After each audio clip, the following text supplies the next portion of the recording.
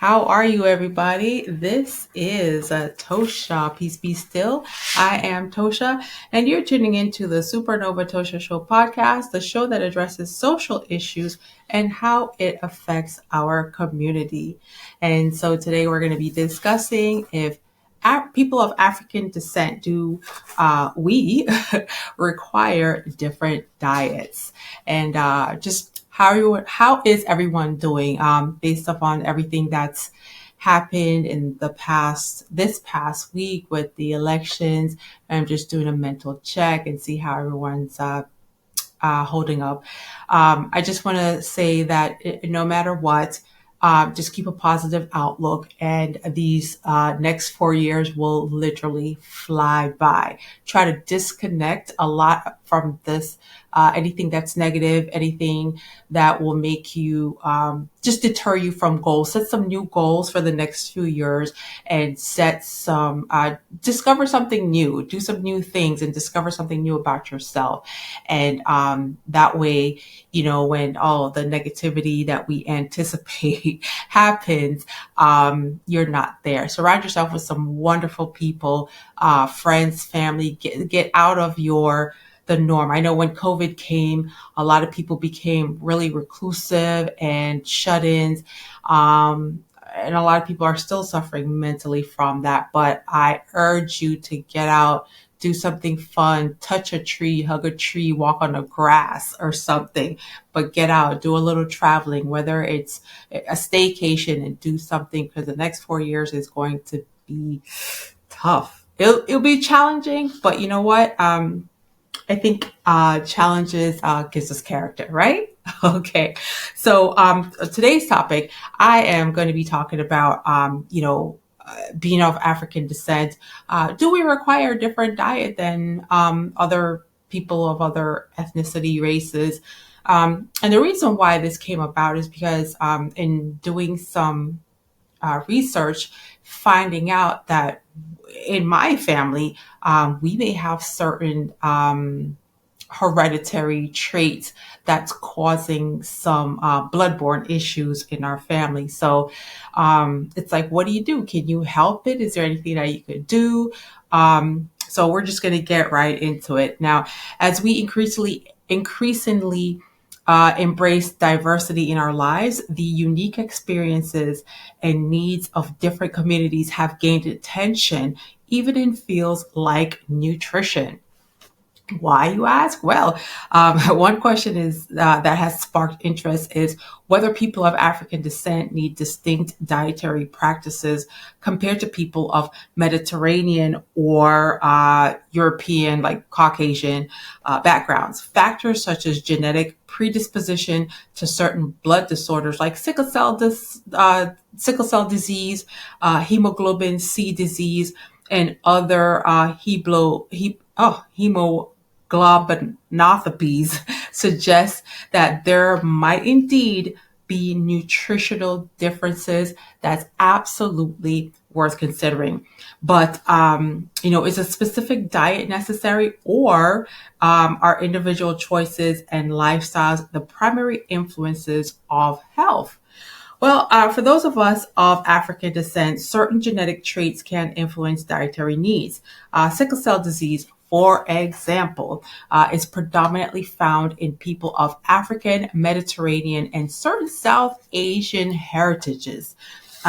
These genetic conditions affect the red blood cells, causing them to take on a crescent or a sickle shape, which leads to blockages in blood vessels and reduces the oxygen flow to various parts of the body.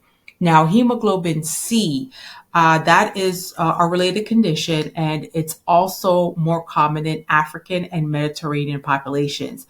Both of these disorders demand particular dietary considerations. And people with sickle cell disease, for instance, benefit from a diet high in folic acid, iron, and vitamins, which support the red blood cell production and also oxygenation. Now, since dehydration can exacerbate symptoms of sickle cell disease, adequate water intake is essential. Diets rich in antioxidants, such as those found in fruits and vegetables, can also help mitigate oxidative stress on the cells. In addition, some studies suggest that omega-3 fatty acids, common in Mediterranean diets, may help reduce inflammation associated with sickle cell disease. While these dietary adjustments don't cure the disease, they can help manage symptoms and improve quality of life. It is worth noting that many dietary recommendations for sickle cell disease align with general healthy eating guidelines. So, while there may not be a specific African diet that universally benefits all people of African descent, certain individuals, particularly those with genetic conditions, may indeed benefit from targeted nutritional choices. And while genetics play a role, culture often dictates what goes on the dinner table, right? So African and African descent cuisines are incredibly diverse, ranging from the hearty stews of West Africa to the tangy greens of the American South. Many traditional dishes are nutrient dense, featuring ingredients such as leafy greens, beans, lean meats, and root vegetables. And these ingredients naturally align with some of the dietary recommendations for maintaining good health, particularly for those with or at risk of certain blood disorders. And so when you think about so here's the thing, I'm not too familiar with what do you call soul food, like when people say soul food. Now I know there's like black eyed peas, so a lot of the lean meats and the greens and the beans and things like that, I don't know how to prepare them. It looks tasty. I'm not really a particular bean or peas type of person, but they are good for you and it's good to incorporate these things. I just don't know how to prepare them, but I guess that's where we can do cooking at YouTube University, right? Because we all attend that university at some times. Being Well, actually, I think I'm from Ghana, or my descendants are from Ghana, but I'm not sure because I never did an ancestry test, which I don't think I'll do. But you never know. I never say never. Um, so I do enjoy African food, and of course, my very favorite is Jamaican food. I was born in Jamaica. I was raised in America, but was never really familiar with soul food. All I know is I had peach cobbler when I was an adult because I didn't know what it was, and they threatened to like take my black card. Not that peach cobbler is healthy; it's sugary. You eat it with ice cream, and I'm just kind of rambling a little bit, but you think about the cuisines of African and American and Caribbean, how they kind of gel together. I believe this is what they're saying if you kind of stick with those. I'm not sure about the meats though, because I still go back and forth sometimes with people who are vegan or vegetarian, and sometimes they encounter health issues because they're not eating enough protein. And I've met people who've actually gone back to eating meat because whatever they were eating, beans or lentils or whatever it was supposed to give them that plant based protein, it just was not doing enough. Now, there are people who have issues with absorption where your body's just not absorbing it. Because I know for me, myself, I can take a million bottles of iron pills and it's just not for some reason I have absorption issues with it. So I have to get my iron through IV, which yeah, if you've ever done that, it's like a 3 hour process. You're literally sitting there and they hook you up to the IVs and it's like 3 hours. And I go to the hospital. I've never been to one of these like fancy IV clinics where it's like $1,000 for a bag. I literally have to get it prescribed and go to the hospital and get it done. So Traditionally, African diets are often a plant-based, focusing on grains like millet and teff, and leafy greens such as collard greens and okra. So yeah, in the African diet, there's a lot of okra. A lot of people are asking, like, when I watch those videos, they're like, what is that slimy stuff that they're eating with their hands? And the fufu. Well, the fufu is I guess cassava. It could be cassava, it could be plantain, but it's usually like a root starchy vegetable that's mashed and beaten and then put into a ball. And, you use that as a swallow or a spoon, let's say, and you take it with your hand, you dig into whatever stew or soup you're having, like whether it's okra. Now that I would imagine is very good for you nutritional wise, if you can kind of get over the texture. So if you're someone that's a texture person, you might have some issues with the okra. I did find it. I've had it made prepared the Nigerian style, and I found it particularly tasty. But after a while, I couldn't do it anymore because of the texture. I was over it, but it's pretty tasty and all the spices and everything. So these foods provide fiber, vitamins, and minerals, and it also contributes to a very balanced blood sugar, and it helps to support digestive health. The high fiber content and variety of vegetables found in these diets could also contribute to a reduced risk factor of diabetes and also heart disease. And you know that the conditions that are prevalent in African descent population, if you were not aware of it, these are issues that are prevalent in anyone that's of African descent, whether you're Caribbean, just the fact that you have that black gene, that one drop blood, for some reason we are so predisposed to it. And it could be the fact that we migrated from where we were from originally, and our foods weren't being prepared with the same ingredients, herbs and spices, and could be also, I think about particularly how it was grown, like the soil and things of that. That's a huge concern for me, because not only is it just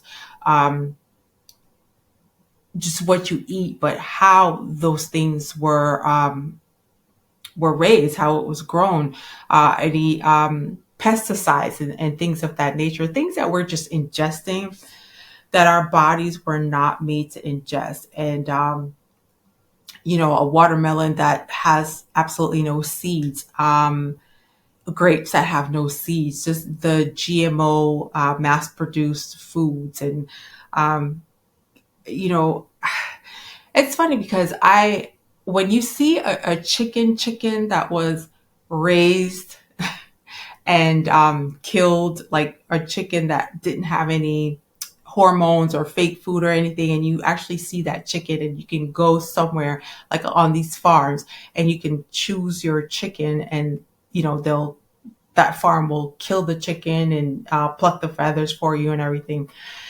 When you actually see what a chicken's supposed to look like, a lot of times you don't even want to eat what you find in the grocery store, even though they'll say, this is organic. These organic chickens, just they're not organicing, as I just made up that word, but these chickens are not organicing how they're supposed to organic. Like, they're not supposed to be so big and so fat and so plump and so huge. Like, sometimes I'm like, is this a chicken or is this a turkey? Am I eating an ostrich? So yeah, you have to take into consideration. And I think when you're outside of North America, I think that the meats are a little bit more healthy. I'm not going to exclude Europe, because at one point in my life, I used to travel abroad to Europe. I won't say what particular place, but let's just say mad cow disease, very prevalent in that area. So although I would eat beef home, and this was many moons ago, now I don't eat meat not meat. I don't eat beef because I just don't enjoy the taste of it.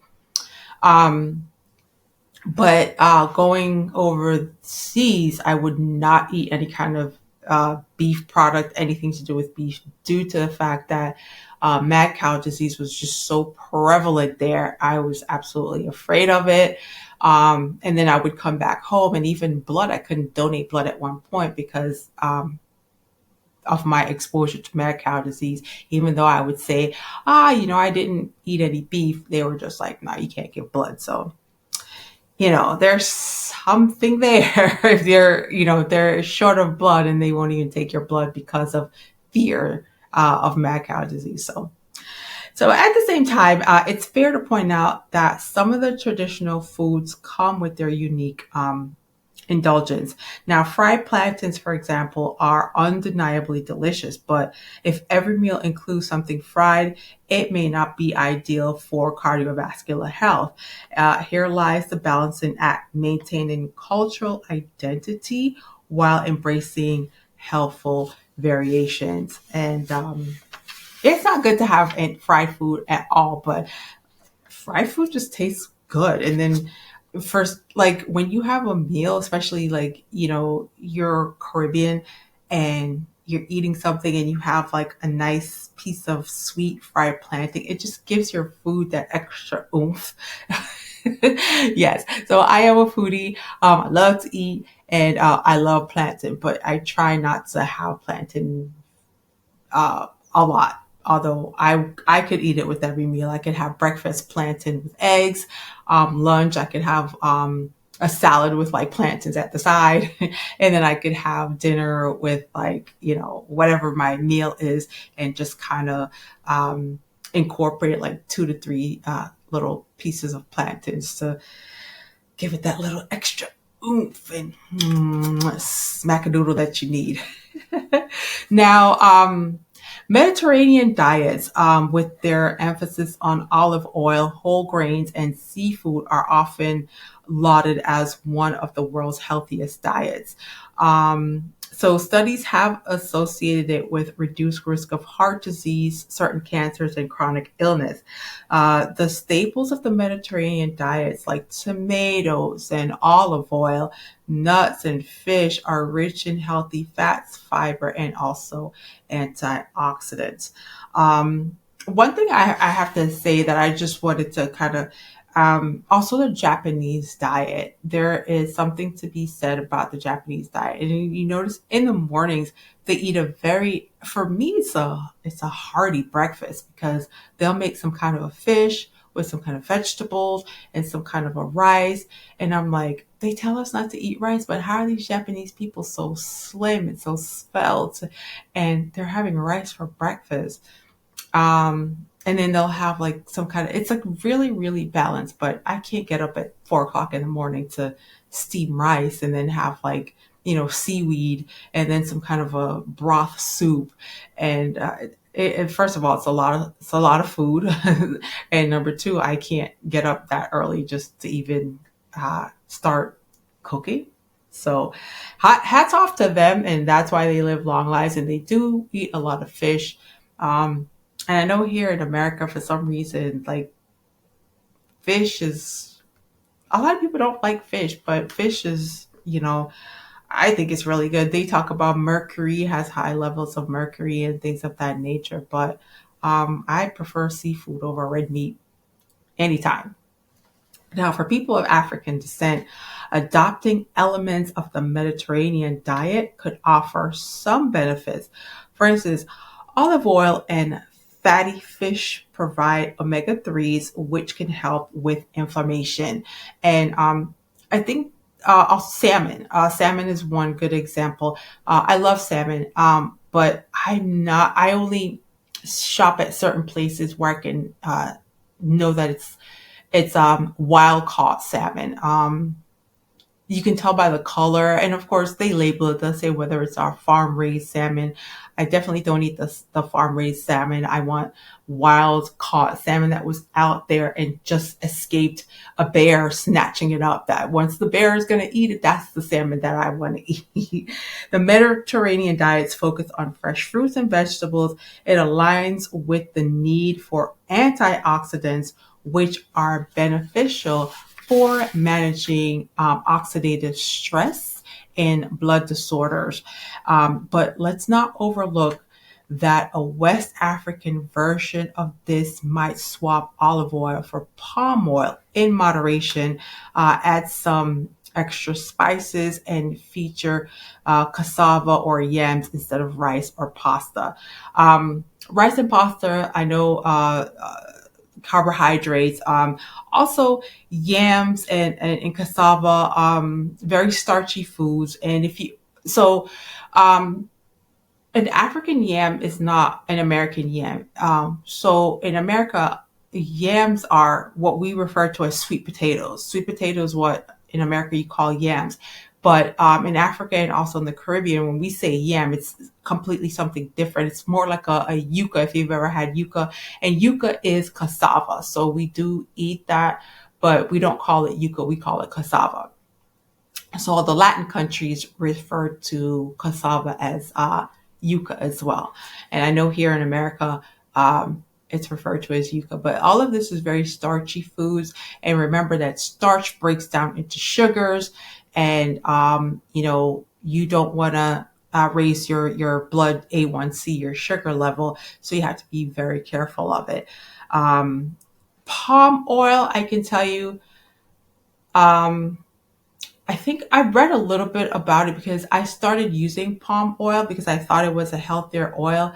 I'm just not a fan of palm oil. First and foremost, it's very, very messy.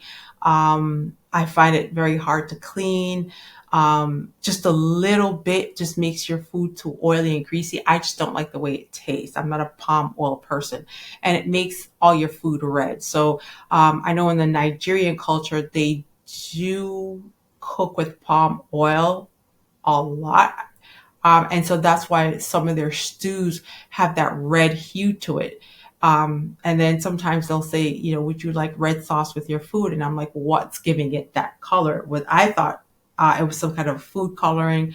But also in Nigerian soups and stews, they use a lot of tomato and a lot of tomato paste. So that also contributes to that red coloring. But the uh, palm oil, most definitely, it gives your food a red, and it's just way too heavy for me. So I don't like it, and I tried to do a little bit of reading on it, and it didn't seem like it was any any healthier than olive oil. So I just ixnayed with it. Now, at the same time, it's important to recognize that not everyone of African descent has the same nutritional needs, and not all Mediterranean foods are a perfect match for every individual.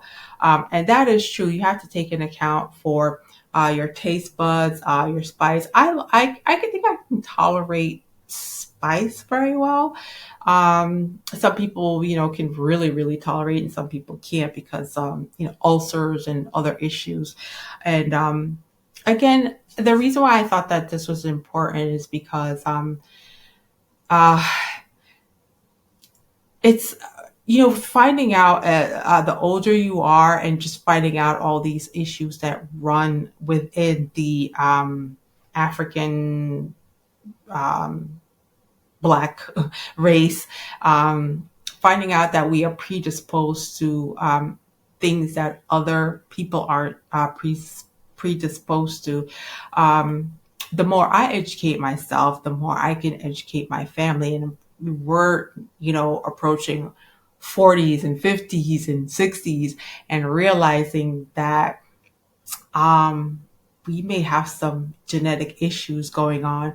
And like in my family, sickle cell traits.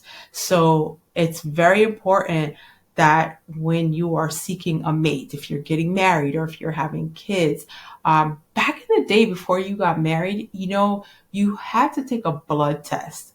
But I noticed that that's been phased out because I know when I got married, I didn't have to take a blood test. And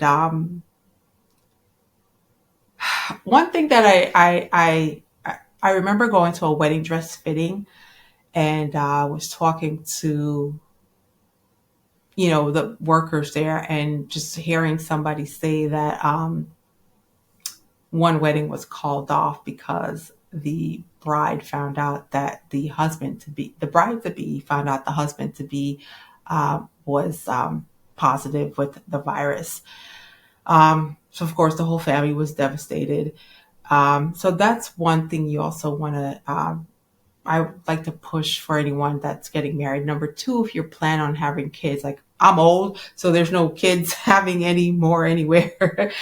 So, um, you know, if you have someone that's has a sickle cell trait, it's important to find out if their mate also has a trait, because if you do have the trait, and you can detect that through a blood test, and if they do have the trait, more than likely their children, their offspring, are going to end up with sickle cell. And if you've ever seen anybody go through this illness, it is quite devastating. And some people don't live very long, but some of them do live very long. But you have long stints in the hospital, lots of aches and pains, so you really don't live a fulfilling life where you're free of issues. It's very difficult to deal with it, very very difficult. So that's some of the conversations that I have with my family now. Like I said, at the same time, it is important to recognize that not everyone of African descent has the same nutritional needs, and not all Mediterranean foods are a perfect match for every individual. Incorporating aspects of the Mediterranean diet doesn't mean completely abandoning cultural staples. Rather, it's about taking inspiration from a diet that has shown promising health outcomes and adapting it to suit personal and cultural preferences. Um, so, one common myth in nutrition is that there's a one size fits all approach to eating healthy. And in reality, diets need to consider not only genetics, but also lifestyle, environment, and personal health goals as well. For instance, African descent populations living in the Caribbean may have different access to foods compared to those in North America or even Europe. Factors like access to fresh produce, income level, and climate can play substantial roles in determining which dietary choices are feasible and also sustainable. While it's tempting to prescribe specific diets for specific genetic backgrounds, the real solution is often found in promoting balanced whole food diets that can be tailored to individual health needs. Now, for some, this might mean that you have to, adopting several, certain elements of the Mediterranean diet, while others may find their needs met by traditional African foods that emphasize plant-based proteins and nutrient-dense vegetables. There's the ideal approach may be to blend some West African, like jollof rice, with Caribbean kalaloo, or Mediterranean inspired salad, or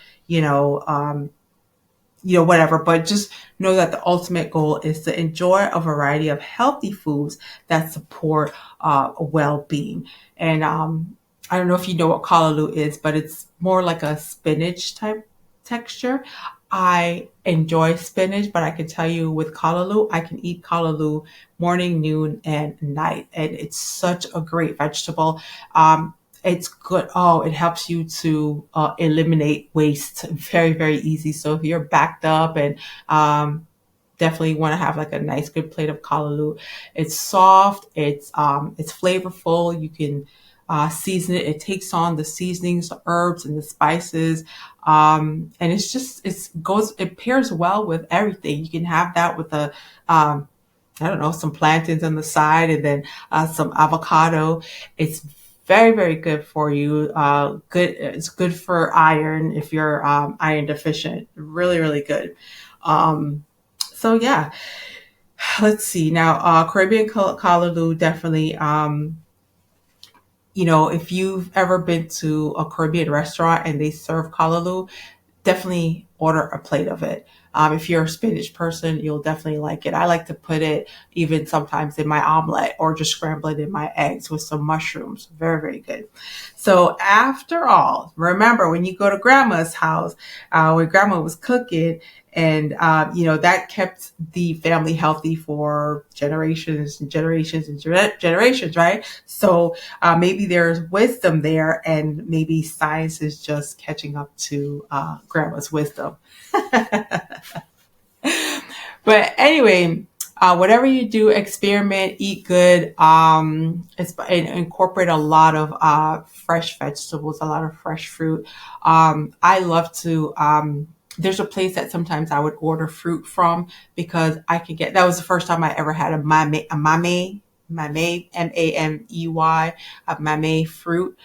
Wasn't a fan of it, but at least I tried it. And there were so many other different fruits that I tried and absolutely loved it. So I think I'm going to start ordering from there. They shipped it to me. It was kind of pricey, but it was worth it because I was able to um, enjoy different fruits that I wasn't accustomed to. And I love stuff like jackfruit. I love guineps.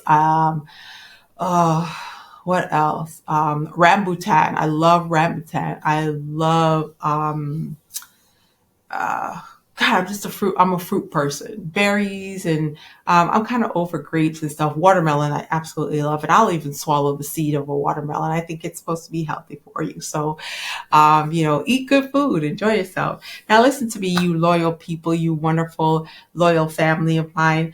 The Supernova Tosha Show podcast can be heard on these apps such as Spotify, Pandora, TuneIn, or also iHeartRadio. Because what is my goal? My goal here is to be on the top 10 best podcast list to listen to. So please share, subscribe, and tune in to my YouTube channel. Spread the word, sit around, have some conversations, drop me a line, ask me some questions, and if there's any show ideas that you want me to speak on, if you want to be a guest on the show, if you've got headphones and a microphone, I can hook up with you from anywhere. We can just sit and have a discussion about things that affect our community. So I am grateful for the time. Thank you so much for being attentive, and I absolutely appreciate your presence. I want you to be careful, be safe, walk good. Peace be still.